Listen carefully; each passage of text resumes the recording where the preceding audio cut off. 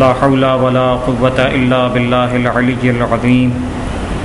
أعوذ بالله السميع العليم من الشيطان اللعين الرجيم. بسم الله الرحمن الرحيم. الحمد لله رب العالمين. الحمد لله الذي لم يتخذ صاحبة ولا ولدا ولم يكن له شريك في الملك ولم يكن له ولي من الذل وكبره تكبيرا.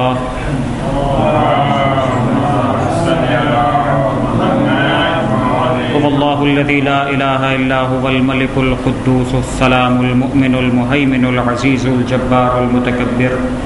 سبحان الله عما يشركون.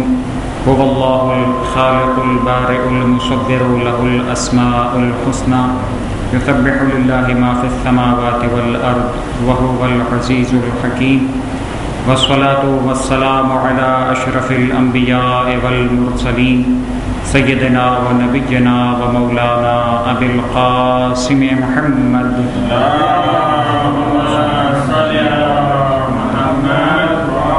وعلى آله الطيبين الطاهرين المعصومين المنتجبين الميامين، لا سيما على بقية الله في الأرضين وحجته على العالمين الذين أذهب الله عنهم الرجس وطهرهم تطهيرا. اللهم صل على محمد وآل محمد. واللعنة الدائمة على أعدائهم ومنكر فضائلهم ومنكر البراءة عن أعدائهم أجمعين. أما بعد فقد قال الله الحكيم في كتابه الكريم وقوله الحق. بسم الله الرحمن الرحيم. والذين آمنوا وعملوا الصالحات لهم مغفرة وأجر كبير. صلوات علی محمد وآل محمد.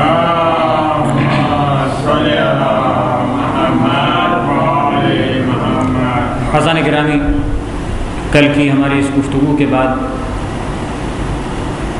اس کا خلاصہ اگر میں ایک جملے میں بیان کروں تو ہم نے گفتگو کا آغاز کیا تھا ایمان اور عمل صالح کے عنوان سے، اور اپنی اصلی گفتگو اور موضوع کی طرف ہم بڑھ کر یہاں تک پہنچ گئے تھے کہ کچھ ایسی چیزیں کہ جو پروردگار عالم نے ہماری زندگی میں رکھی ہیں اور وہ اہمیت بھی رکھتی ہیں، لیکن ہم بعض اوقات ان چیزوں پر ویسی توجہ نہیں کر پاتے، اور نتیجہ یہ ہوتا ہے کہ جیسے امیر المومنین علی ابن ابی طالب علیہ السلام نے ارشاد فرمایا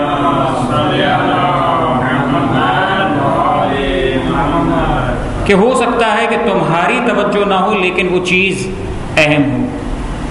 اور اس کے بعد ہم یہاں تک پہنچ گئے تھے کہ ہمارا موضوع زیارت امین اللہ کے حوالے سے کچھ مضامین کو بیان کرنا تھا، اور اس روایت کو میں نے بیان کیا تھا کہ جس میں امام محمد باقر علیہ السلام ارشاد فرماتے ہیں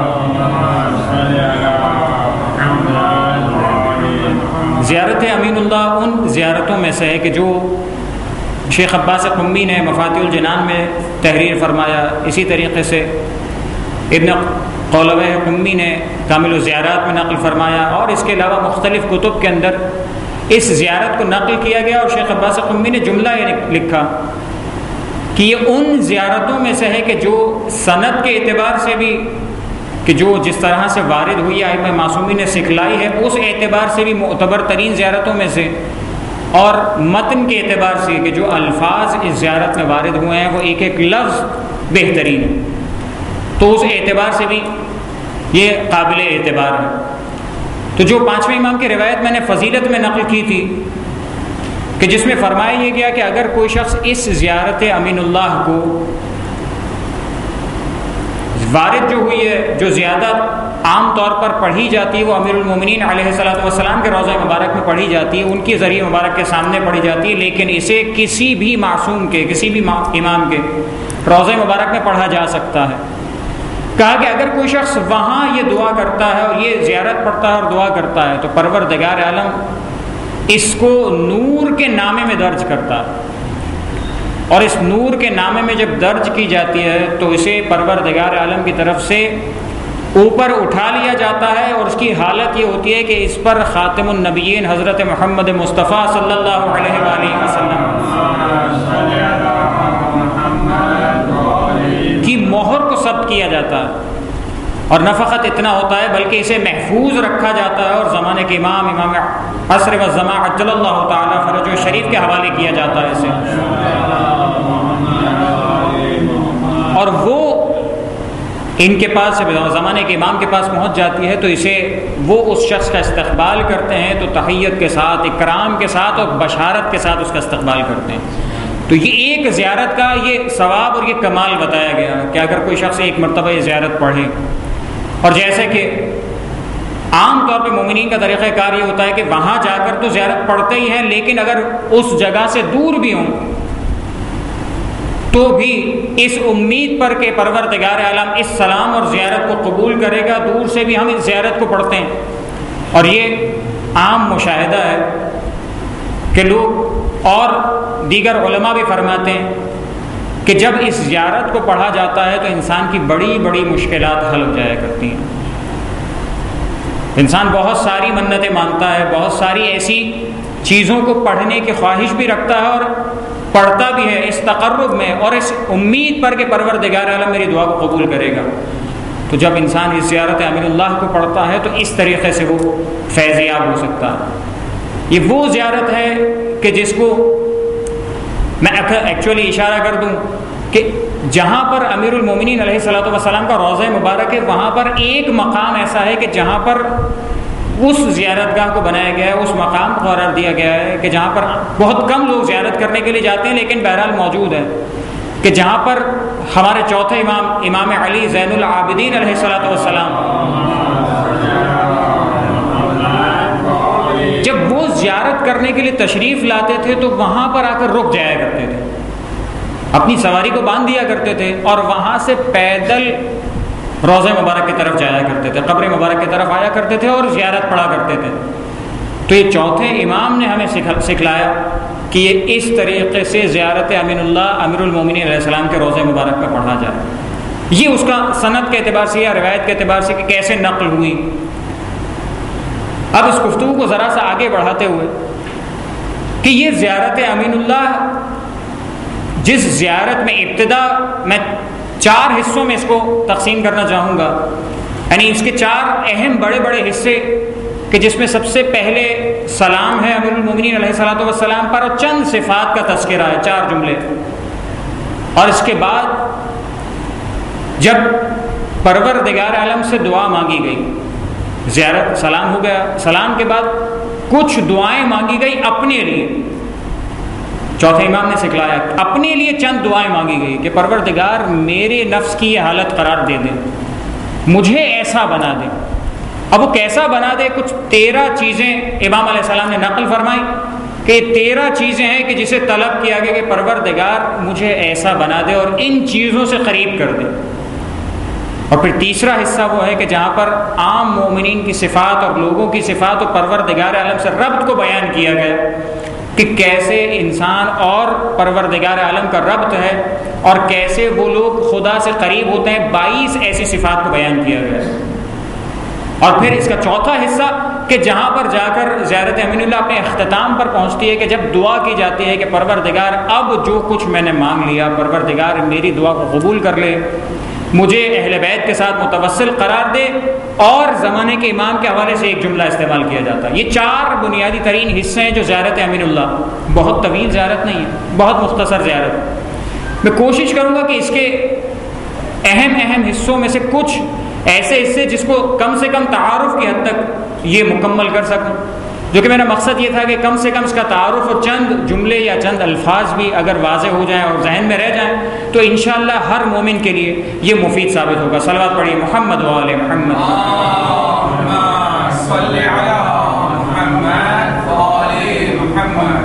لیکن اس سے پہلے ایک حدیث کا حوالہ دینا چاہ رہا ہوں۔ کل میں نے 4 ان چیزوں کا حوالہ دیا تھا کہ جس میں اس طریقے سے ارشاد فرمایا گیا۔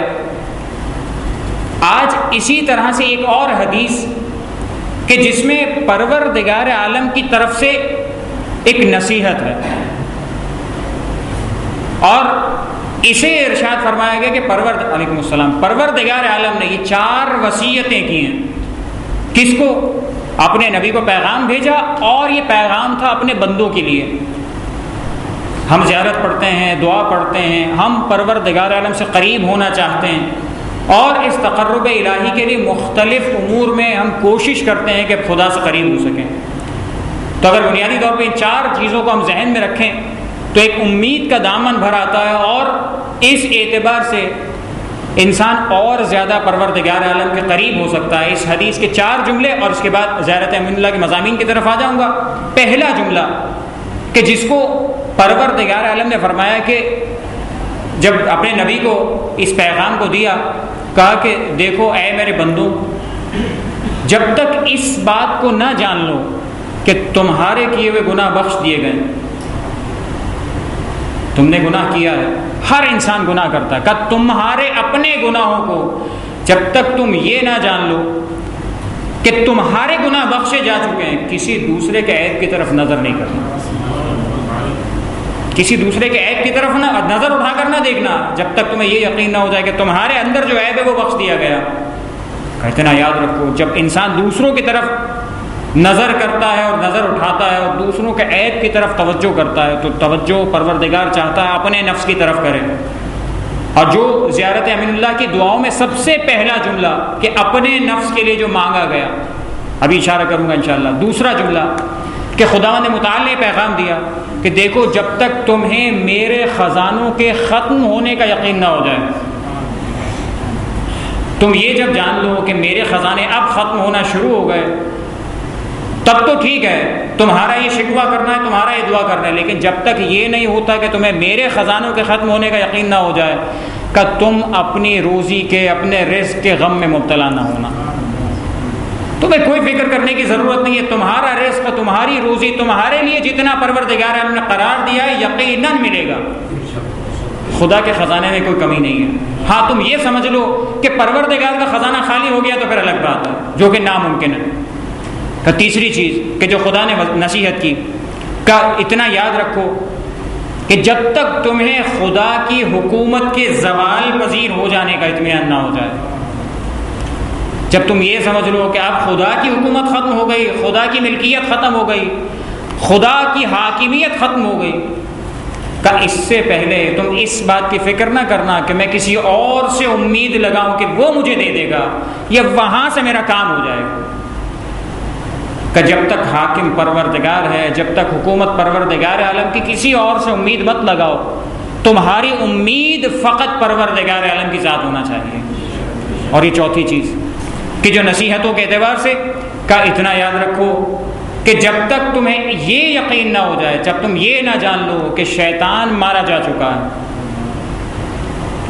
اور جب تک تمہیں یہ نہیں پتہ چل جاتا کہ شیطان مر گیا، تو یاد رکھنا تم نہ اس کے مکر و حیلہ سے، نہ اس کے فریب سے کبھی مطمئن ہو کر مت بیٹھ جانا کہ میں نے جو کچھ اب تک کر لیا یا جو سہ لیا یا جو کچھ میرا ایمان ہے وہ قائم بھی رہے گا اور باقی بھی رہے گا. یاد رکھو جب تک شیطان باقی ہے اس کے مکر و فریب و حیلے بھی باقی ہیں. جب تک اس سے اطمینان حاصل نہ کر لو کہ وہ مر گیا، اس وقت تک اپنے اعمال سے مطمئن نہ ہو جانا. تو بس اب یہ 4 نصیحتیں کہ جو بنیادی اعتبار سے ہمارے ذہنوں کو کھولنے کے لیے کہ ہماری امید فقط پروردگار ہے، ہمارے رزق کی ذمہ داری فقط پروردگار عالم پر ہے.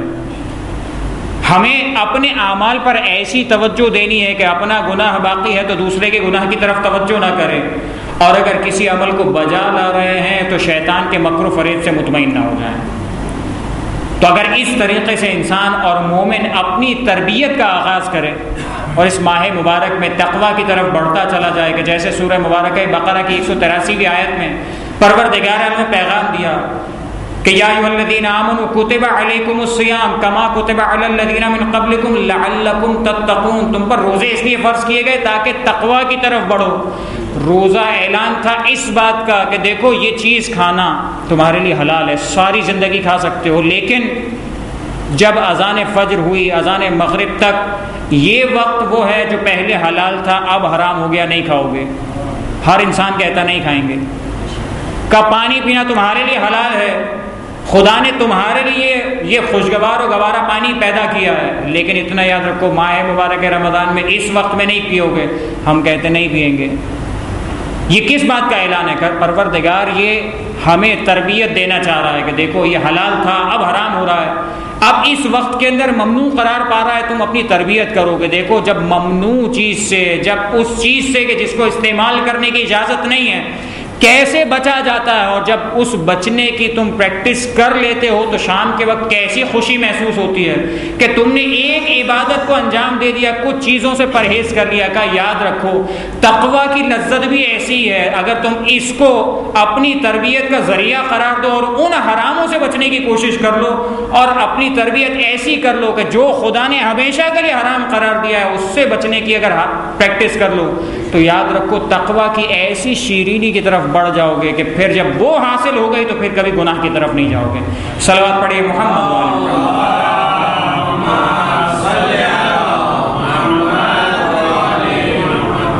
بس یہی تقویٰ کی طرف ہر انسان بڑھ رہا ہے، ہر انسان کوشش کرتا ہے، اور یقیناً کہ جب پروردگار عالم نے اس پریکٹس کے مراحل پر انسان کے لیے بہت زیادہ آسانیاں پیدا کی تو اتنا بھی رکھا کہ خاص طور پر خطبہ شعبانیہ میں اللہ کے رسول ارشاد فرماتا ہے کہ یہ مہینہ وہ ہے کہ جس میں شیطان کو قید کر دیا جاتا ہے۔ تمہارے لیے زیادہ آسانی ہے اگر تمہارا اپنا نفس ہی تمہیں شہوتوں اور لذتوں کی طرف ابھار رہا ہے وہ الگ بات ہے، لیکن پروردگار عالم نے شیطان کو قید کر دیا۔ اب تمہارے لیے آسان ہو گیا کہ تم حرام سے کیسے بچتے ہو، اگر چاہو گے تو اپنے مقصد کو پالو گے۔ بس یہی وہ چیز زیارت امین اللہ کا ابتدائی جملہ کہ جہاں ہم پکار رہے ہیں امیر المؤمنین کو، السلام علیک یا امین اللہ فی ارضہ، اے اللہ کے امین آپ پر ہمارا سلام، یہ پہلا جملہ۔ خدا کے امین وحجتہ علی خلقہ علی عبادہ وحجتہ علی عبادہ، اور پروردگار عالم کی طرف سے بندوں پر جو حجت قرار دیا گیا اس پر سلام۔ کیا مطلب ہے حجت اور کیا مطلب ہے امین؟ بس بہت زیادہ تفصیل بیان نہیں کر رہا، ایک یا دو جملے روایتوں کے اعتبار سے اور مفاہیم کے اعتبار سے امام جعفر صادق علیہ الصلوۃ والسلام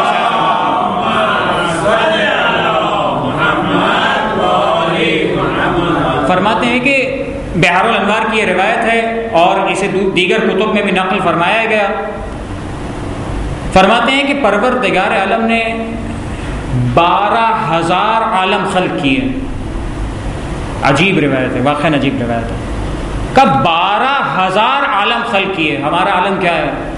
ہم بہت زیادہ اگر دیکھ لیتے ہیں تو دنیا کو ایک عالم کہتے ہیں، ایک عالم ہے، ایک کائنات ہے جس کے اندر کئی سیارے، کئی ستارے، سورج و چاند و پتہ نہیں کیا کیا کیا کیا، یہ سب ایک عالم شمار کرتے ہیں، ایک دنیا اور ایک آخرت، کئی دو عالم، اور کا پروردگار نے 12,000 عالموں کو خلق کیا۔ جو ایک تھیوری ہے، جو ایک اشارہ ملتا ہے بعض روایتوں کی طرف کہ جس کو بعض علماء نے بیان بھی کیا ہے کہ ہم جانتے ہیں کہ ہم اس دنیا میں موجود جتنا سسٹم ہے، جس دنیا میں موجود جتنے انسان ہیں، جتنے جن ہیں، جتنے مثال کے طور پہ جانور ہیں، ہم ان کے بارے میں ایک آگاہی رکھتے ہیں کہ جس کا قرآن میں تذکرہ آیا۔ اس کے علاوہ کیا ہے یہ تو ہمیں معلوم بھی نہیں ہے۔ بعض جگہوں پر معصومین نے ارشاد فرمایا جیسے کہ یہ حدیث کا 12,000 عالم ہے، کا ہر عالم پر ہمیں پروردگار نے حجت بنایا ہے۔ چھٹے امام کا جملہ ہے، ہمیں پروردگار عالم نے ہر عالم پر حجت بنایا۔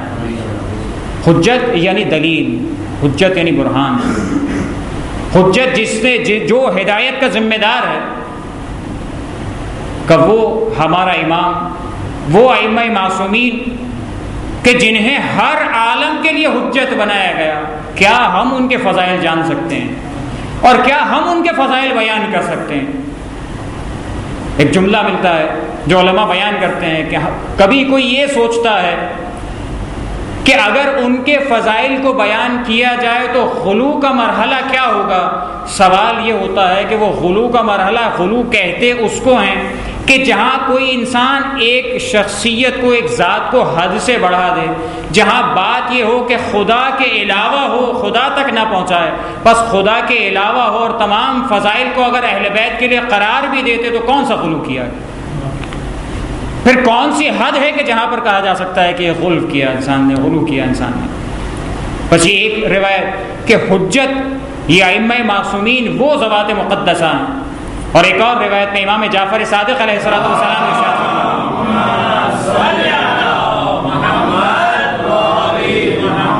کہ جب پروردگار عالم نے آدم کو پیدا کیا، انسانوں کو پیدا کیا، جنوں کو پیدا کیا، ملک کو پیدا کیا، کہ ان تمام کو پیدا کیا، اور ان تمام کو پیدا کرنے کے بعد پروردگار عالم نے ہمیں ان پر حجت بنایا اور ہماری ولایت کو ان کے سامنے پیش کیا.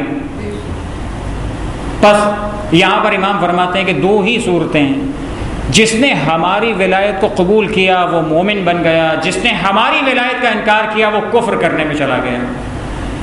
بس یہاں دو ہی ہیں.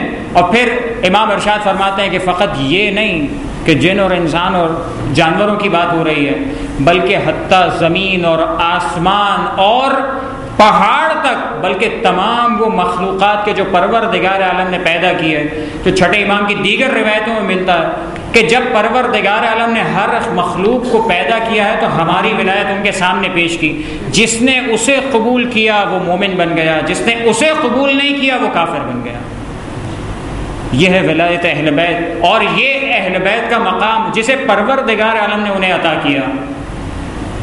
اور حتیٰ ایک جملہ جو معجزات آل محمد میں سید ہاشم بہرانی نے ایک روایت کے ذیل میں نقل کیا، چھٹے امام جعفر صادق علیہ السلام کا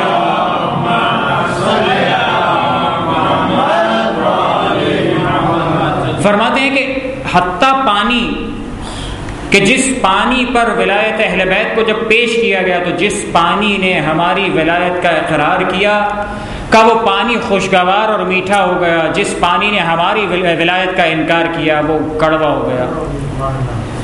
یہ ایک ایک چیز دنیا کی، جیسے کہ امیر المومنین علی ابن ابی طالب علیہ الصلوۃ والسلام کی روایت ملتی ہے کہ جس میں ایک صحابی آتا ہے مولا کے پاس، آ کے کہتا ہے کہ مولا تربوز کھانے کا دل چاہ رہا. عجیب، مولا کے پاس آ کے خواہش کی. مولا نے کہا ٹھیک ہے. اپنے صحابی غالباً عمار کو حکم دیا کہ جاؤ بازار سے لے آؤ تربوز. ایک تربوز لایا گیا.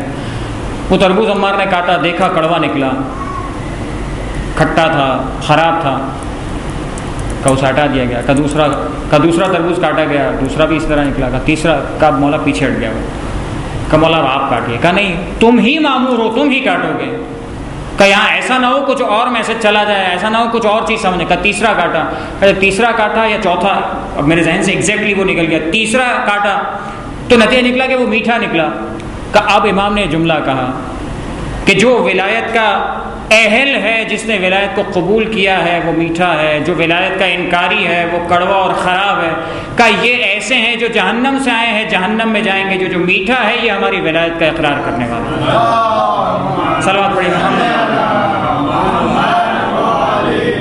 یہ روایت بھی سید ہاشم بہرانی نے معجزات آل محمد میں نقل فرمائی. پروردگار عالم ان اہل بیت کو کیا مقام عطا کرتا ہے، کیا ان کا مقام ہے اور کیا فضیلت ہے.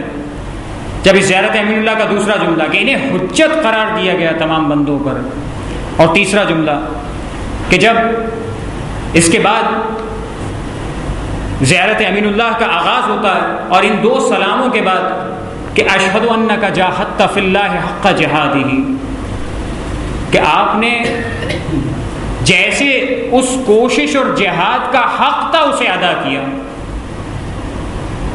جہاد کسے کہا جاتا ہے؟ ایک جہاد کے وہ معنی ہے کہ جو ہم فروع دین کے اعتبار سے پڑھتے ہیں، یعنی دشمن اسلام اور دشمن پروردگار کے خلاف لڑنا، یہ جہاد ہے جو کہ معصوم کی اجازت سے ہوتا ہے.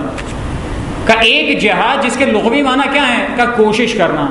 پروردگار عالم نے ارشاد فرمایا والذین جاہدوا فینا لنہدینہم سبلنا، جو ہماری راہ میں کوشش کرتا ہے ہم یقیناً اس کے لیے راستوں کو ہموار کر دیتے ہیں. جو ہماری راہ میں کوشش کرتا ہے، تو یہ جہاد کا جو ہماری راہ میں کوشش کر رہا ہے، جو ہماری راہ میں محنت کر رہا ہے، کہ ہم اس کے لیے یقیناً راستہ بنائیں گے. اور اسی طریقے سے سورہ مبارک طلاق کہ جہاں پر تقویٰ کے اعتبار سے کہ وَمَن يَتَّقِ اللَّهَ يَجْعَل لَّهُ مَخْرَجًا وَيَرْزُقْهُ مِنْ حَيْثُ لَا يَحْتَسِبُ، سورہ مبارک طلاق کا تو تقوی اختیار کرتا ہے، اس کا فائدہ کیا ہے؟ پروردگار اس کے لیے ایک بہترین مخرج اور راستہ بنا دیتا ہے۔ آج ساری دنیا سوال کرتی ہے حرام اتنا زیادہ ہے کیسے بچیں؟ حرام اتنا زیادہ ہمارے معاشرے میں موجود ہے، حرام کام کرنا آسان ہے، حلال کرنا مشکل ہے۔ حرام کام کر کے کمانا آسان ہے، حلال کمانا مشکل ہے۔ پروردگار عالم کا یہ وعدہ 1400 سال سے اور قیامت تک موجود ہے کہ جو تقوی اختیار کرے گا، یاد رکھو حلال کے راستے پر جاؤ، تمہارے لیے سیف ایگزٹ بنانا یہ پروردگار کا کام ہے۔ وَيَرْزُقْهُ مِنْ حَيْثُ لَا يَحْتَسِبُ، اور اس کے فوراً بعد کہ جو ہر انسان کا رونا ہے کہ جو تقوی کی طرف جاتا ہے تو پہلا سوال یہ آتا ہے میں کھاؤں گا کیا، میرے پیٹ کا کیا ہوگا، میرے رشتہ داروں کا کیا ہوگا۔ پروردگار عالم نے فوراً اگلا جملہ ارشاد فرمایا کہ پروردگار ایسے مقام سے رزق دے گا جس کا تمہیں گمان بھی نہیں ہوگا۔ تقوی اختیار کرنے کی طرف تو آؤ، تم خدا کا خوف اختیار تو کرو، تم اس راستے کو اپنا لو، آگے کی ہدایت ہم دیں گے، تم تقوی کی طرف آ جاؤ، تمہیں حرام سے نکلنے کا راستہ ہم بتلا دیں گے، تمہیں رزق کی پریشانی ہے کہ تمہیں رزق کی پریشانی کو دور کر کے ایسے مقام سے رزق کو بھیج دیں گے جس کا تمہیں گمان بھی نہیں ہوگا۔ یہ جملہ ہے زیارت امین اللہ کا کہ اشہد انک جاہدت فی اللہ حق جہادہ وعملت بکتابہ، آپ نے کتاب پر عمل کیا، واتبعت سنن نبیہ صلی اللہ علیہ وآلہ، آپ نے سنت نبی پر عمل کیا۔ یہ گواہی ہم دے رہے ہیں، میں گواہی دیتا ہوں کہ یہ کام آپ نے کیے کہ آپ اس جہاد کو کرتے رہے، اس کوشش کو کرتے رہے، اور اس کے ساتھ ساتھ پروردگار عالم کی اس کتاب پر عمل بھی کرتے رہے اور اس کی سنت پر عمل، اس کے پیغمبر کی سنت پر بھی عمل کرتے رہے۔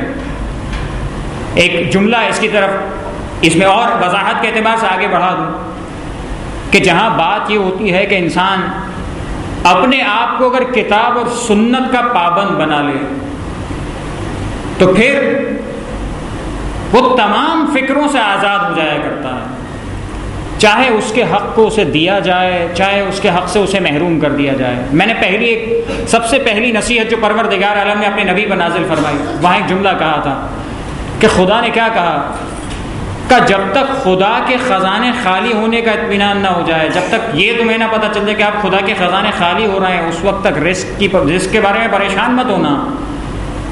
یہ اب انسان کی ذمہ داری نہیں ہے کہ اب رزق کے متعلق پریشان ہو، اس لیے کہ خدا کا خزانہ بھرا ہوا ہے۔ جو خدا اس راستے سے دے سکتا ہے وہ دوسرے راستے سے بھی عطا کر سکتا ہے۔ ہو سکتا ہے کہ یہی وہ کام ہو کہ جس میں پروردگار عالم کی رضا پوشیدہ ہو۔ کل میں جو جملہ کہا تھا وہی کام ہے کہ جس میں پروردگار کی رضا پوشیدہ ہے۔ آج خدا نہیں چاہتا کہ میرے پاس یہ وسائل ہوں، آج خدا نہیں چاہتا کہ میرے پاس یہ آسائش ہو، تو پھر کیوں میں ضد کرتا ہوں کہ پروردگار نہیں آج ہی مل جائے؟ اگر حلال سے نہیں ملے گا حرام سے اختیار کروں گا۔ کتاب اور سنت پر ہونے کی جب گواہی انسان دے رہا ہے کہ اے امیر المومنین آپ نے کتاب اور سنت پر عمل کیا ہے، آپ کتاب اور سنت کے پابند رہے ہیں، آپ نے اس کی کوشش کی ہے، تو ایک مومن کی شان یہی ہے کہ جب یہ گواہی امیر المؤمنین کے بارے میں دے رہا ہے تو خود کو بھی اس امیر المؤمنین کا مومن سمجھتا ہے، اور اس ایمان کے دعوے کے ساتھ اس کی بھی ذمہ داری یہی بنتی ہے کہ اس ایمان کے دعوے کے ساتھ اپنے آپ کو ایسا بنا لے کہ اگر تاریخ میں یہ جانتا ہے کہ ایک موقع وہ آیا کہ جب امیر المؤمنین تھے اور وہی تھے کہ جن کے پاس ساری طاقتیں موجود تھیں، لیکن تاریخ گواہ ہے اس بات کی کہ جب اللہ کے رسول دنیا سے رخصت ہوئے تھے تو تاریخ نے یہ جملے نقل کیے اور یہ حالات نقل کیے کہ وہی تلوار تھی جو ذوالفقار تھی، وہی ہاتھ تھا جو طاقتور ہاتھ تھا، وہی شخصیت تھی کہ جو آج تک تلوار چلاتی رہی اور جس تلوار کے بلبوتے پر سارا لشکر اسلام جیتتا رہا، لیکن وہی تلوار تھی جو اب نیام میں تھی، وہی ہاتھ تھے کہ جو اب چپ خاموش تھے، وہی زبان تھی جو اب بند ہو چکی تھی، وہی علی تھا جو گھر میں مقید ہو گیا تھا صرف اس لیے کہ آج اسلام کی حفاظت اس چیز میں پوشیدہ ہے کہ آج علی خاموش رہے اور اپنے حق سے دستبردار ہو جائے۔ جب امیر المؤمنین یہ 25 سال ایسے گزار سکتے ہیں کہ جہاں پر خطبہ شقشقیہ میں عجیب انداز سے امیر المومنین اپنی اس کیفیت کو بیان کرتے ہیں کہ جس کے آنکھوں میں کانٹا ہو، جس کے گلے میں ہڈی ہو، وہ کیسے خاموش رہ جائے، اور ایسے عالم میں وہ کیسے کوئی اقدام کر سکتا ہے۔ بس ایسے عالم میں جو امیر المومنین ایسی خاموشی اختیار کر سکتا ہے، جب یہ چاہنے والا زیارت امین اللہ میں گواہی دیتا ہے کہ اے امیر المومنین، آپ نے کتاب پر عمل کیا ہے، آپ نے سنت پر عمل کیا ہے، آپ نے حق کی راہ میں جہاد کیا ہے، تو وہ جہاد جو تلوار سے کیا تھا، جب اس کے پیچھے انسان تلوار چلانا سیکھتا ہے تو اس چیز کو بھی جان لے، جب 25 سال خاموشی کا دور ہوتا ہے تو کیسے امیر المومنین کا شیعہ ان تمام مظالم کو برداشت کرتے ہوئے خاموش رہ سکتا ہے۔ صلوات پڑھیں محمد۔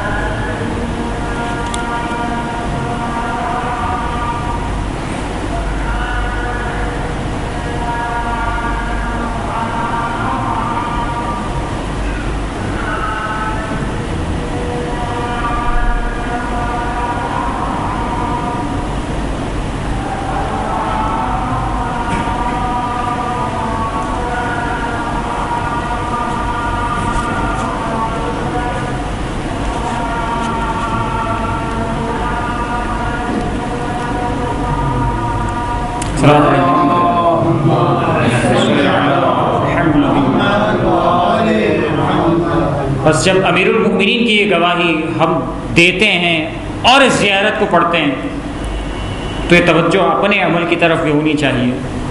اور اس کے بعد جملہ یہ ہے کہ یہاں تک کہ پروردگار عالم نے اپنے اختیار سے آپ کو اپنی بارگاہ میں بلا لیا اور امیر المؤمنین دنیا سے رخصت ہو گئے۔ اب اس کے بعد جو میں نے دوسرا حصہ آپ کی خدمت میں کہا تھا کہ ان جملوں کے بعد اب اپنے لیے جو دعائیں مانگی گئیں زیارت امین اللہ کا اس طرح سے دوسرا حصہ کہ یہاں سے وہ چیزیں پروردگار عالم سے طلب کی جا رہی ہے، پروردگار مجھے یہ عطا کر دے، میرے نفس میں یہ چیز قرار دے دے۔ اس کا پہلا جملہ اللہم فاجعل نفسی مطمئنۃ بقدرک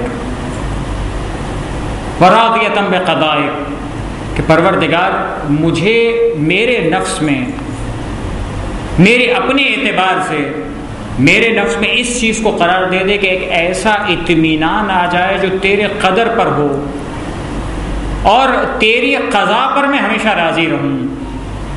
یہ کیا ہے قضا اور قدر؟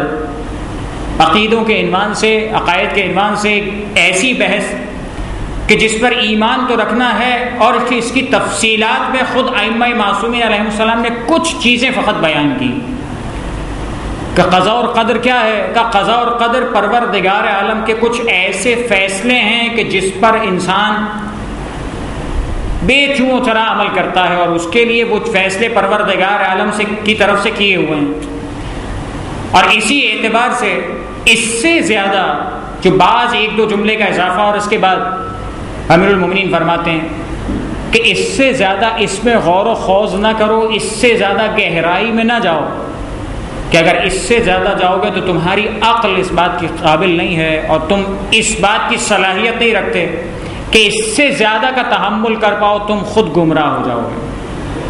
تو بس جتنا سمجھایا گیا، بس اس کو جو میں نے مختلف روایتیں دیکھی، سب سے آسان جملہ اور آسان روایت کہ اگر ان تمام مفاہیم کو جو قضا اور قدر کے عنوان سے، پروردگار کے مشیت و ارادے کے عنوان سے، اگر اس کو آسان پیرائے میں ایک حدیث کے اندر اگر میں بیان کروں تو پروردگار عالم کا وہ پیغام ہے کہ جسے حضرت داؤد علیہ السلام پر پروردگار عالم نے نازل کیا۔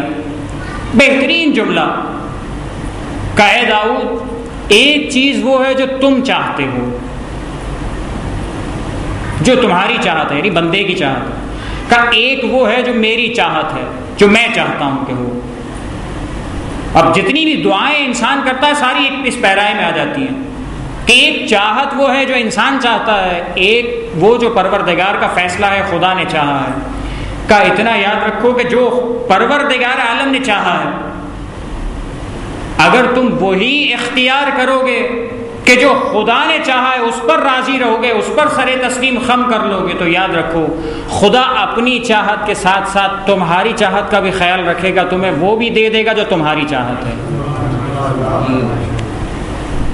میری چاہت ہے، تمہاری چاہت ہے، کہا اگر تم میری چاہت پر یعنی پروردگار کی چاہت پر راضی ہو جاؤ تو کہا ہوگا تو وہی کہ جو میری چاہت ہے، لیکن اس کے ساتھ ساتھ تمہاری چاہت کو بھی پروردگار پائے تکمیل تک پہنچا دے گا۔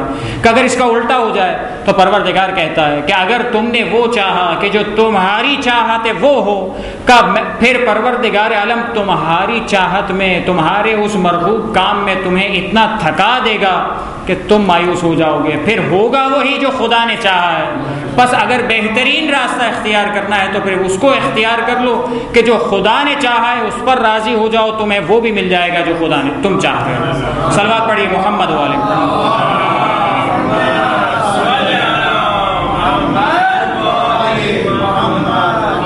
دعا کا پورا مفہوم کہ جہاں انسان پروردگار سے مانگتا ہے، کبھی دعا قبول ہو جاتی ہے، کبھی دعا رد کر دی جاتی ہے، کبھی دیر کر دی جاتی ہے۔ کل شب جمعہ کے حوالے سے ایک جملہ کہا تھا کہ بعض اوقات پروردگار اس مہلت کو دیتا ہے، اس درمیان دیر کرتا ہے تاکہ ایک بہترین وقت میں اس کی دعا کو قبول کرے۔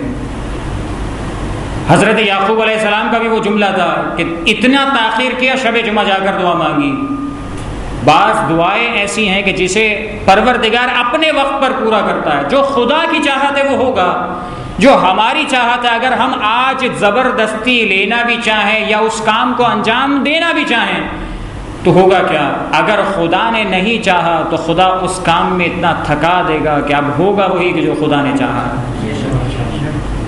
یہ انسان کے ہر باب میں، زندگی کے ہر مرحلے پر، چاہے وہ رزق کا مرحلہ ہو، چاہے وہ موت کا مرحلہ ہو، چاہے وہ بیماری کا مرحلہ ہو، چاہے زندگی کی کسی بھی دوڑ میں انسان ان تمام چیزوں کو تصور کرے۔ یہ وہ عمومی قواعد ہیں کہ جو انسان کو سکھلائے جا رہے ہیں کہ اگر اتنا یاد رکھو اپنی زندگی کے کچھ قوانین تم نے بنا کے رکھے ہیں۔ ہر انسان اپنے ذہن میں کچھ چیزیں، کچھ ایسے کلیات بنا کے رکھتا ہے کہ جو ایسا ہوگا تو میں یہ کروں گا، ویسا ہوگا میں یہ کروں گا۔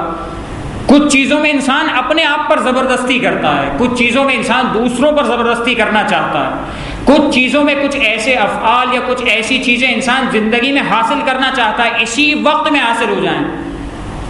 جب انسان کے لیے مفید نہیں ہے، خدا کا ارادہ نہیں ہے، تو پھر کیوں انسان ضد کرتا ہے کہ آج ہی مجھے یہ مقصد حاصل ہو جائے؟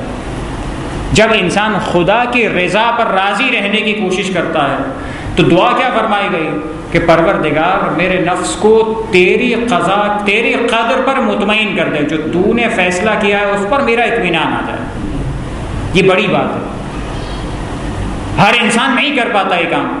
اس زیارت امین اللہ کا جملہ ہے کہ پروردگار سے مانگ رہے ہیں کیا کہ خدا تو نے جو فیصلہ کیا ہے اس پر مجھے اطمینان دے دے، کہ تو نے فیصلہ کیا وہ اس پہ میں مطمئن ہو جاؤں کہ جو ہو رہا ہے بالکل صحیح ہو رہا ہے۔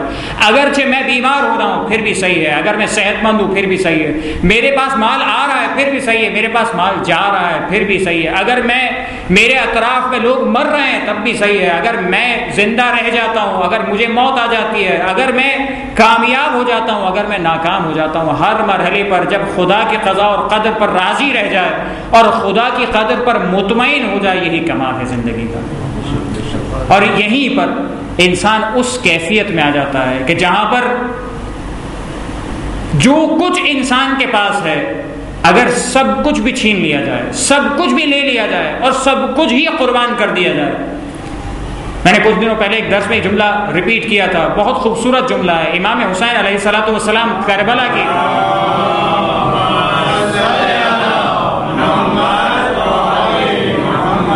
کربلا میں عصر عاشور جب سب کچھ قربان ہو گیا، امام حسین علیہ السلام کے زبان پر جملہ کیا ہے؟ اس کی بیراج اگر سمجھنا چاہیں کہ وہ تمام مصائب اپنے مقام پر ہیں، تمام قربانیاں اپنے مقام پر ہیں، تمام تر تکلیفات اپنے مقام پر ہیں، تمام تر زخم جو امام کے جسم پر موجود ہیں وہ سب ہیں، لیکن اس کے بعد اگر جملہ امام کا ہو کہ حَوَّنَ عَلَيَّ مَا نَزَلَ بِي أَنَّهُ بِعَيْنِ اللَّهِ، پروردگار اس سب کو جو کچھ ہو رہا ہے سب میرے لیے بہت آسان ہے. کیوں؟ کہا اس لیے کہ پروردگار یہ تیرے سامنے ہو رہا ہے، اس پر میں مطمئن ہوں. جو تیرے سامنے ہو رہا ہے، تیرے حضور ہو رہا ہے، اس پر مجھے کیا اشکال؟ اگر میرا بیٹا مارا گیا، اگر کسی کی کوئی قربانی میں نے پیش کی تو پیش کی، اگر میں نے زخم اٹھائے تو زخم اٹھائے، اگر میں نے لاشا اٹھایا تو لاشا اٹھایا، یہ سب کچھ تیرے سامنے ہو رہا ہے. اور حسین اس کے بعد بھی اپنی گردن تک کٹانے کے لیے تیار ہے. کیوں؟ اس لیے کہ تیرے حضور پیش ہو رہا ہوں. یہ کمال ہے اس قضاء اور قدر پر اطمینان کا.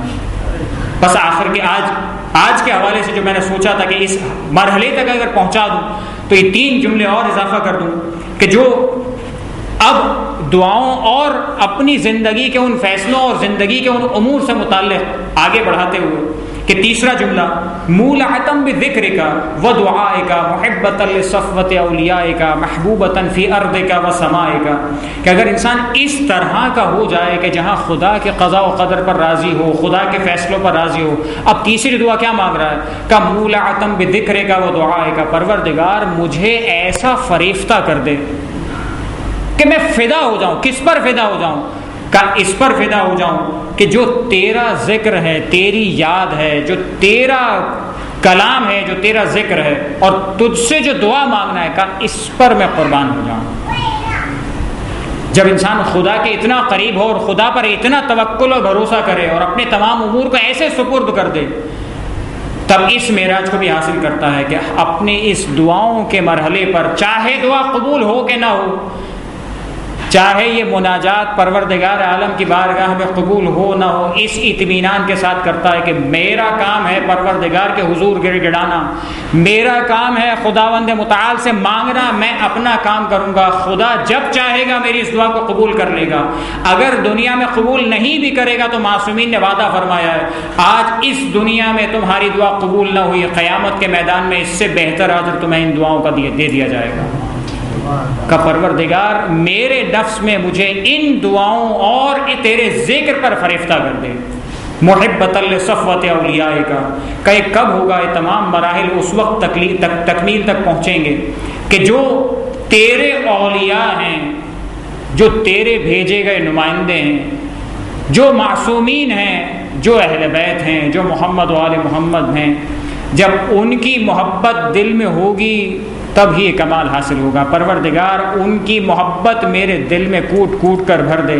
جب یہ ہو جائے گا تو پھر 5واں جملہ جو اس دعا کے حوالے سے کہ اللہم فاجعل نفسی مطمئنۃ بقدرک راضیۃ بقضائک مولعۃ بذکرک و دعائک محبۃ لصفوۃ اولیائک محبوبۃ فی ارضک و سمائک، پروردگار مجھے زمینوں اور آسمان میں محبوب بنا دے، سب مجھ سے محبت کریں. بس یہ 5 آج کی حد تک یہاں پر روک رہا ہوں. اس کے بعد تقریباً 8 امور ایسے ہیں کہ جو اس سیکوینس میں بیان کیے گئے جسے پروردگار عالم سے طلب کیا جا رہا ہے. زیارت امین اللہ کا انشاءاللہ اس سلسلے کو ہم جاری رکھیں گے، اور اس کے بعد وہ 22 امور جہاں تک پروردگار عالم نے توفیق دی انشاءاللہ آپ کی خدمت میں بیان کروں گا، اور اس امید کے ساتھ اور اس دعا کے ساتھ کہ پروردگار ان تمام مضامین عالیہ کو سمجھنے اور اس پر عمل کرنے کی ہم سب کو توفیق نصیب فرما. پروردگار دنیا اور آخرت کا ہر خیر ہم سب کو نصیب فرما. پروردگار دنیا اور آخرت کے ہر شر سے ہم سب کو محفوظ فرما. پروردگار تجھے واسطہ محمد و آل محمد کا ہمارے مرحومین کے گناہ کبیرہ و صغیرہ کی مغفرت فرما، انہیں اعلیٰ علیین میں معصومین کے جوار سے ملحق فرما. پروردگارہ تجھے واسطہ محمد و آل محمد کا جو مومنین و مومنات جو حاضرین محفل ہیں، جو غائبین ہیں، جن کے دلوں میں جو جائز حاجات ہیں، جو حج و زیارات کے متمنی ہیں، پروردگارہ ان تمام کی حاجتوں کو اپنی بارگاہ میں اہل بیت کے صدقے میں مستجاب فرما. پروردگارہ اس زیارت امین اللہ کے مضامین پر غور کر رہے ہیں، پروردگارہ تجھے واسطہ محمد و آل محمد کا ہم سب کو بار بار ان تمام مقامات مقدسہ کی زیارت نصیب فرما. پروردگارہ زمانے کے امام کے ظہور میں تعجیل فرما، ہم سب کو ان کے عوام انصار میں سے شمار فرما.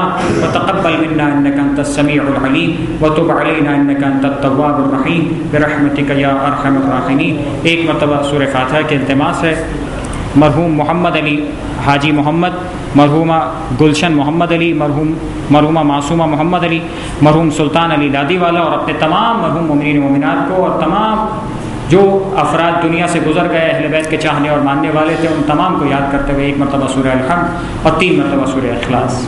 بسم اللہ الرحمن الرحیم، الحمد للہ رب العالمین، الرحمن الرحیم، مالک یوم الدین، ایاک نعبد و ایاک نستعین، اہدنا الصراط المستقیم، صراط الذین انعمت علیہم غیر المغضوب علیہم ولا الضالین۔ بسم اللہ الرحمن الرحیم، قل هو اللہ احد اللہ الصمد لم یلد ولم یولد ولم یکن له کفوا احد۔ بسم اللہ الرحمن الرحیم، قل هو اللہ احد اللہ الصمد لم یلد ولم یولد ولم یکن له کفوا احد۔ بسم اللہ الرحمن الرحیم، قل هو اللہ احد اللہ الصمد لم یلد ولم یولد ولم یکن له کفوا احد۔ اللهم اغفر للمؤمنین والمؤمنات والمسلمین والمسلمات الاحیاء منهم والاموات، تابع بیننا وبینهم بالخیرات، انک مجیب الدعوات، انک علی كل شيء قدير برحمتك يا ارحم الراحمين۔ اللهم صل على محمد